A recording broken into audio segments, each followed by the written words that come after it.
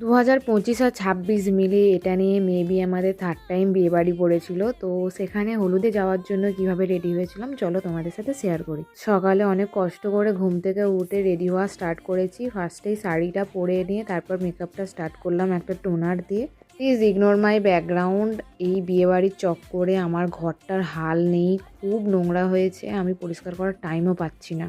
যাই হোক, Swiss beauty Paglu মাঠে নেমে পড়েছে। এবার আমি যা দুনিয়ার পাবো সুইস বিউটি সব কিছু আমার মুখে থুপে যাব। মেবি আমার 80% মেকআপই সুইস বিউটির। তাড়াতাড়ি করে মেকআপ করছি কারণ আমাকে ছেড়ে সবাই চলে গেছে বিয়ে বাড়ি, আমি একা একা যাবো লাস্টে।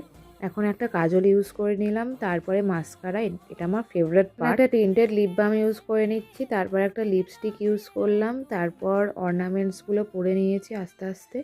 একটা বড় কানের পরেছি আস্ত, সেটা পরে খুলেও দিয়েছি। একটা পুচকি লাল টিপ পরে চুলটা বেঁধে নিলাম সুন্দর করে। And this is my final look. কেমন লাগলো আমার এই লুকটা আর আমাকেও কেমন লাগছে সেটা অবশ্যই কমেন্ট করবে।